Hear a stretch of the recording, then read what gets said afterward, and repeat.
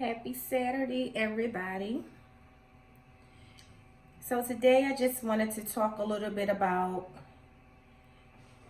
getting into bigger reptiles while trying to manage my pod, who won't stay still, of course. None of the retics do.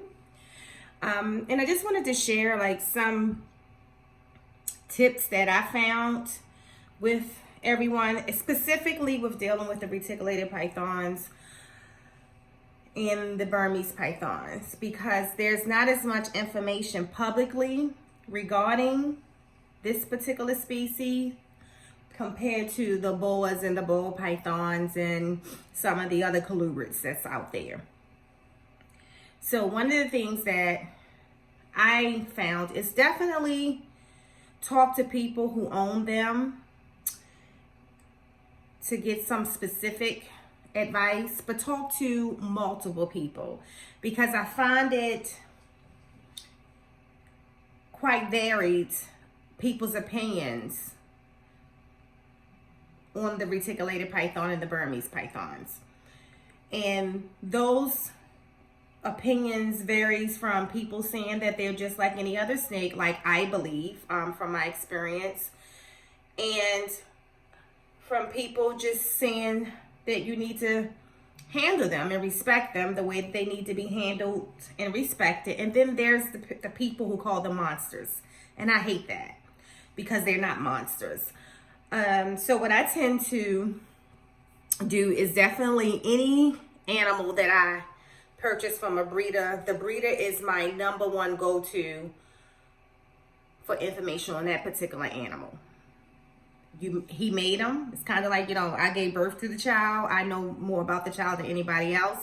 And then your job is to be like the teacher who actually instills knowledge and protection and additional value to life to that animal that helps them grow. And then you kind of grow together, and it's a partnership between me and the breeder. I don't or wouldn't purchase from a breeder who don't have long-term interest in the snakes that they actually produce.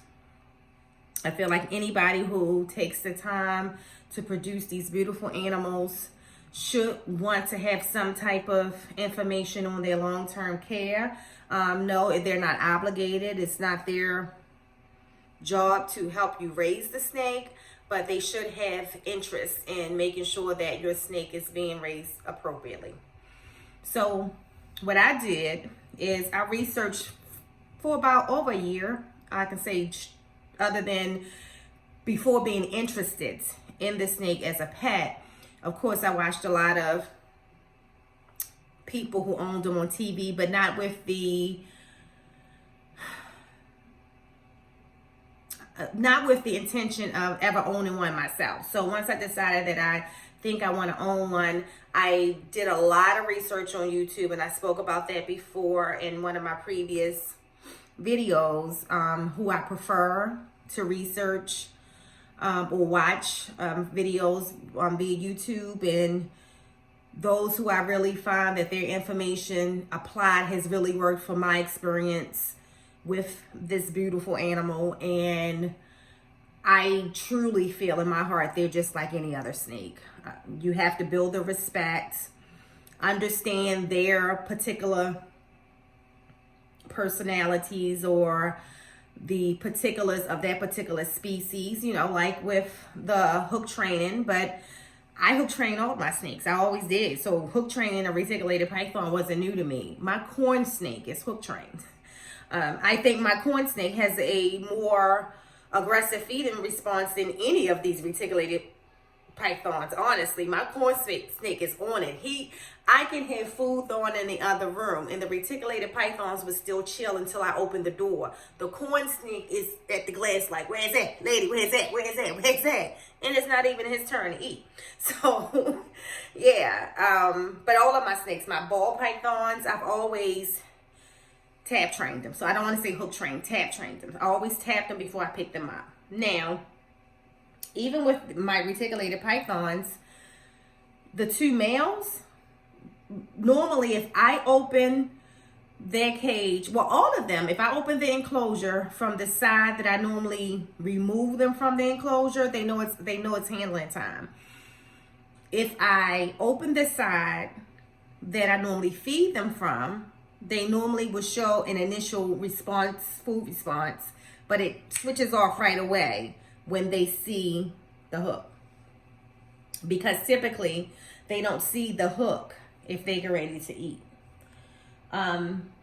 The golden child, if you ask me, out of the three that I have currently, she's the more powerful one.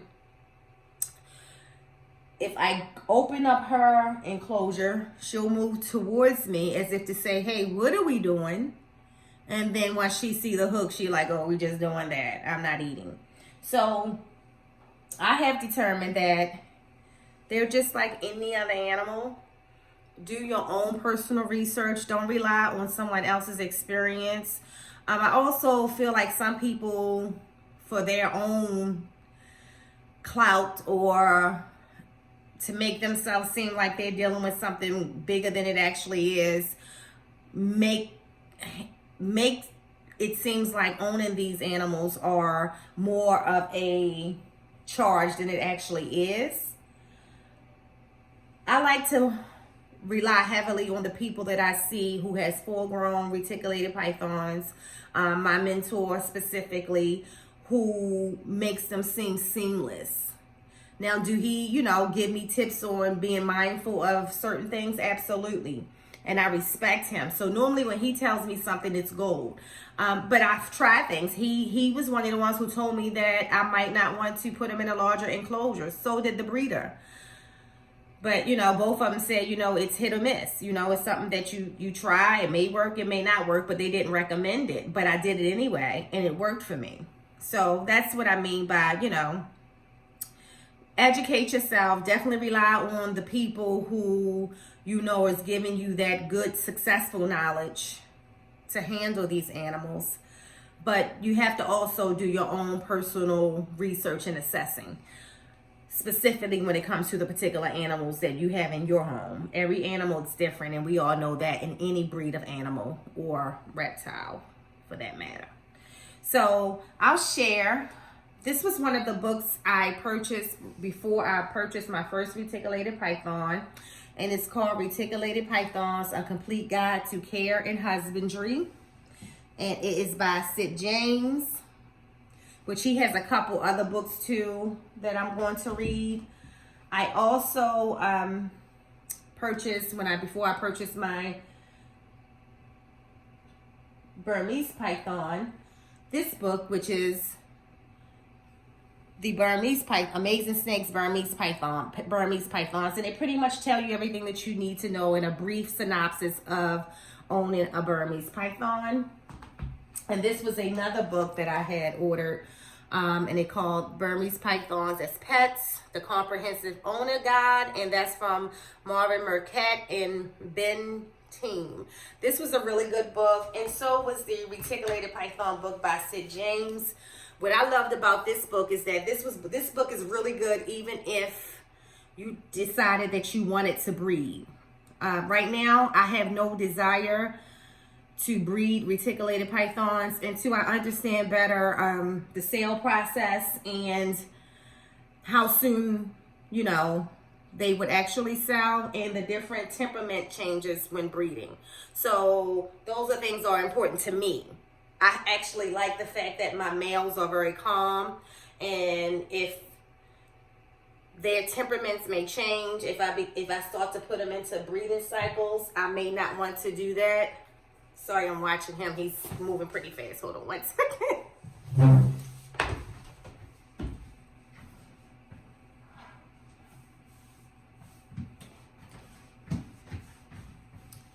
right, I'm back.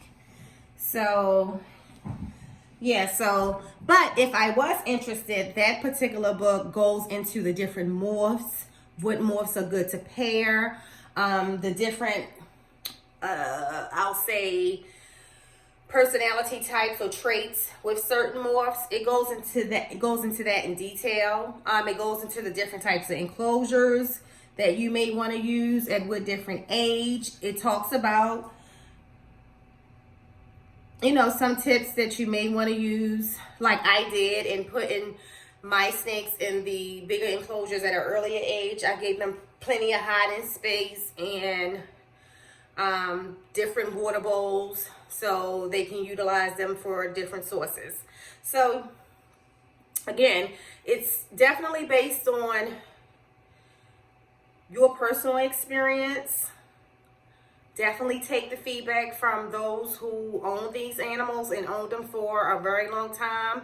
I find I particularly not just talk to a bunch of males because, you know, by nature, you know, we tend to flock to men when it comes to owning big snakes. I typically, because I am a female, have conversations with female owners who own them at the larger side, and I really respect and take their feedback as well, because they're experiencing it from a female's perspective, and I think that's really important. So, but yeah, so that's basically it for tonight. I kind of thought I was going to bring out all my boas tonight, but since 2 of them are in shed, I'm not going to take them out tonight to do a video. I'll do a video with them later on in the week so I can take all 3 of them out at the same time. Chaco is the only one that is not in shed. She shedded actually about 10 days ago, but I wanted to do the video with them all together, so that's to come. Tomorrow I have to, hopefully, if the 2 boas shed, they're the only 2 enclosures that need to be cleaned this week because all the other enclosures got cleaned last week. But pretty much I just wanted to bring this little advisory piece to say that if you're interested in owning snakes, larger snakes, don't let anyone tell you that you can't. If the next person can do it, male or female, you can as well. I just say that you have to educate yourself, and I don't think it's for everybody. So if you're a person who is still afraid of a bite from a boa, particularly, like I've never been bitten, but I'm not afraid to get bit either. I just don't want to. I just feel like, you know, we bond. Why you want to do that to me? We cool.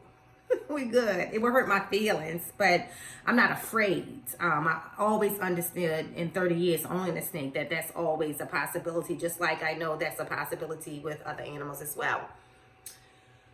But, and I will also say, until you're 100% comfortable with them, you should make sure that if you need to wear gloves, wear gloves. I never wore gloves with the males, but the first day that I took the golden child out the box, I wore gloves. So do what's best for you, because it's all about making the snake comfortable and you being comfortable. And if you're hesitant to pick them up because you're afraid of getting bit, I think that actually causes some discontent for the animal. And I think it's important for both parties to be comfortable. So that's it for tonight. Thanks for tuning in, and don't forget, it's 2021, so I'm going to be doing more and more, so I would love for you to like, share, and subscribe, please. Appreciate it. Thank you, and have a good weekend. Bye-bye.